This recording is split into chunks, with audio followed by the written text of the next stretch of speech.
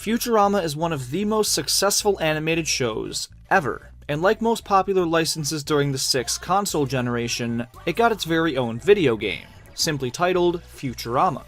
But that was it. Unlike most franchises like it, Futurama got a single full-fledged video game that released on the PlayStation 2 and Xbox. You probably haven't heard much about it though. It's really faded into obscurity, and I'm not entirely sure why. It did receive mixed to poor reviews from critics, but it's the only game based on the series. That has to mean something, at the very least to fans of the show, right? Well, I guess not, because it didn't sell all too well and there aren't that many copies of it out there. And you know what that means. Yeah, that's a very steep price, especially for a game that's as negatively received as this one. Does it deserve that bad reputation though, or did the critics give it too hard of a time? Well, after playing it for myself, I think they hit it right on. The average review score is right around a 6 out of 10, and while I don't give number ratings to games, I think that's a pretty solid ballpark for what I just played through. But before I get into why, let's provide some context. This game came out in North America just a few days after the final episode of the show's initial run aired. Episode 72, titled The Devil's Hands Are Idle Playthings, aired on August 10th, 2003, and the Futurama video game came out August 12th, 2003. After that, Futurama vanished for a couple years, and made a triumphant return in 2007, with a couple direct-to-DVD movies, and finally, in 2009, made it back to television. One of the DVDs, The Beast with a Billion Backs, included an additional episode called The Lost Adventure, which compiled the cutscenes from this game into an unofficial 73rd episode. Meaning for 4 years, this game's story was the most recent episode of the Futurama series, which I think is pretty cool. It's weird though, because they couldn't get full quality video files of these cutscenes from the developers, since they went out of business, so this footage was actually captured from an OG Xbox. Still looks pretty good, but to fill in the gaps where you would have played the game, they put in some god-awful quality gameplay footage. Which I get, they couldn't throw this into a 360 and capture in HD, but still, it's bad. Regardless of those little bits, I'd highly recommend you check this episode out. It was written and produced during the early seasons of the show, and was worked on by the same creative team. While the show did come back, this is the last plot to feature that early season writing, that initial and iconic voice cast, and just that classic Futurama feel. And it's so neat to watch an otherwise typical episode of the show play out with these fully 3D characters and worlds, and they actually transition to 3D pretty nicely. So yeah, looks great, almost all the jokes land, and it's so well written. If you're a fan of the show, you gotta check it out. At the very least, look up an all cutscenes video of the game on YouTube, or grab that DVD, it's not all that expensive. The game's a completely different story, but the fact that it contains the original release of the elusive final episode of Futurama's initial run makes me value it a hell of a lot more. And yeah, it's built around a fully playable game, which certainly makes the package a lot more intriguing, but does the excellent story make the game a must-play? Well, no.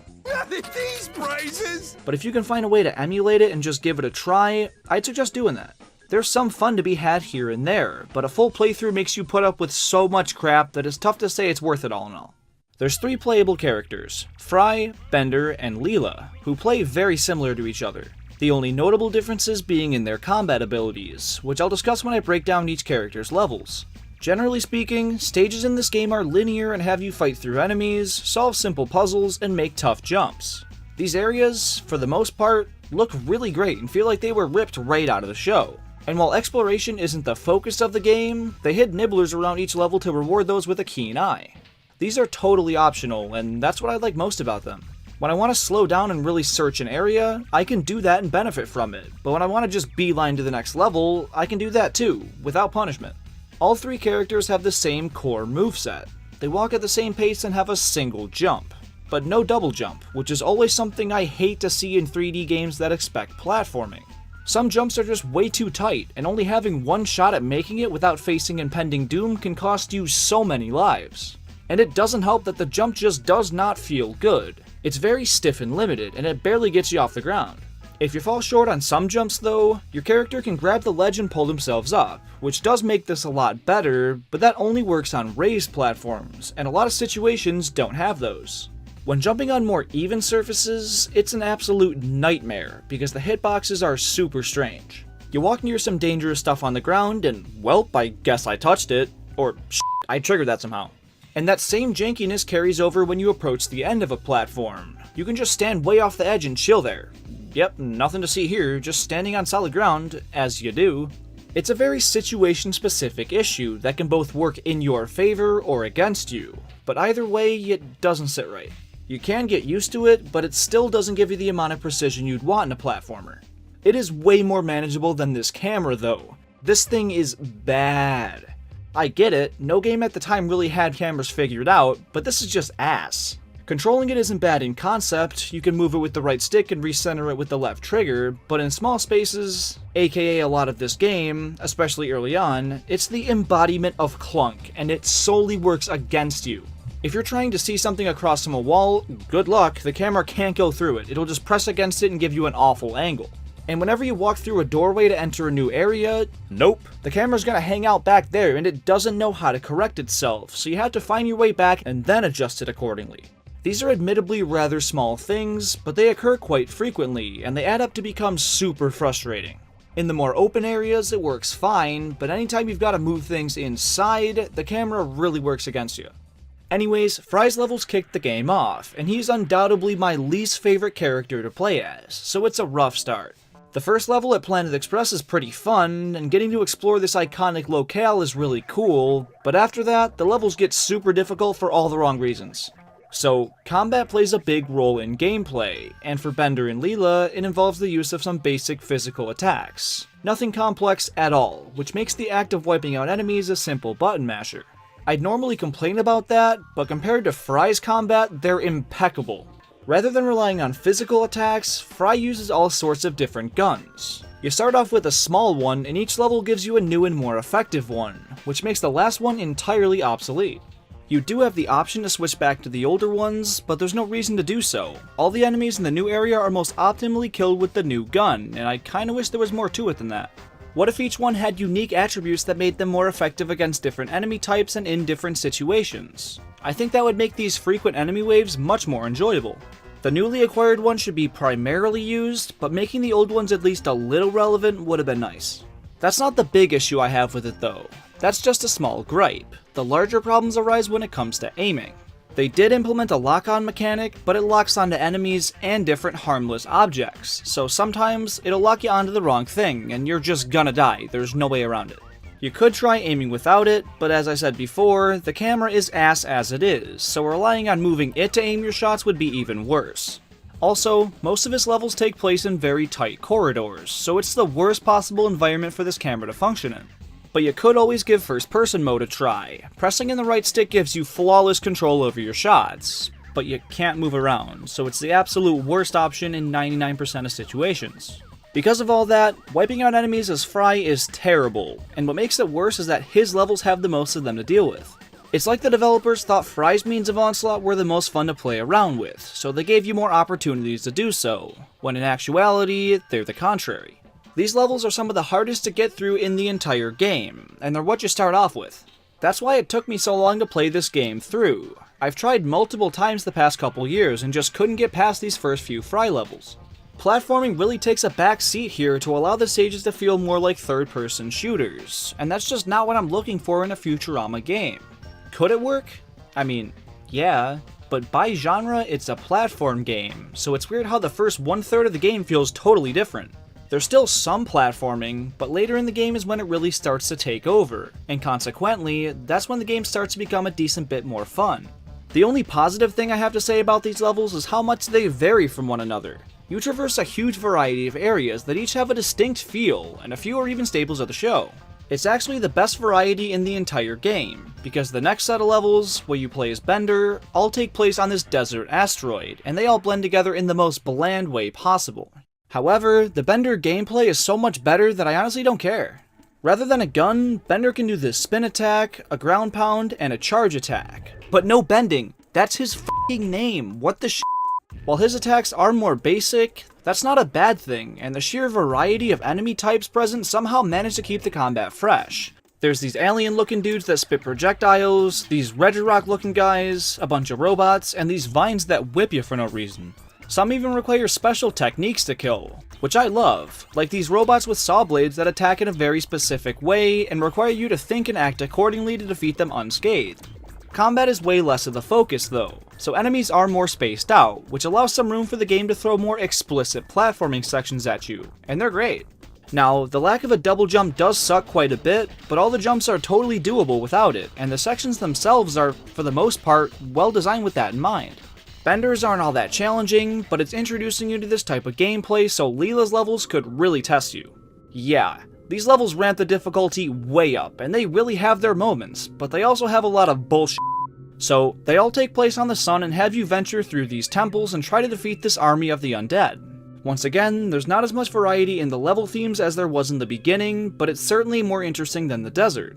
The enemy types do vary quite a bit though, just like in Bender's levels, and while Leela's combat abilities are even more basic, having only a kick and a punch, it suffices.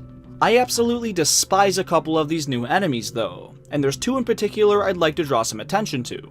The first are these skeletons that charge you and blow themselves up upon impact, which made their way into previous levels in a different form, but they weren't utilized nearly as much, so it was never that bad. Here, almost every enemy wave has one, and sometimes you just can't avoid them, and they take more than half your health, so it can be very costly. Even if you do happen to see one in time, they're faster than you, and they look so similar to the normal enemies that you might get mixed up, go in for a punch, and blow yourself to smithereens. But those aren't the worst. Oh no. These so-called lava monsters are literally the bane of my existence.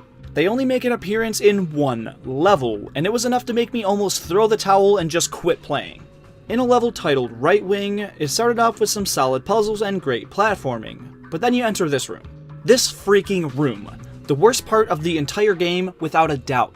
It pins you against a handful of lava monsters back to back to back, and gives you tons of health refills, but it is broken. So the gimmick is that they chase you until they eventually tire themselves out, which makes them turn a slightly darker shade of red and become susceptible to your attacks. That actually sounds like a solid enemy concept, and it is, but a few small things make it unbearable. First, when he's tired and you go to attack, he'll unpredictably swing at you, and if you don't react in time, you'll take a good deal of damage. So you have to be super cautious and go in for one, maybe two hits at a time, then roll away and regroup. But they take 10 hits to kill each, and the room for error is massive given this thing's tendency to whale you before you expect. And he turns bright red again without warning, so if you're mid-punch, it pretty much takes all your health, and hearing the same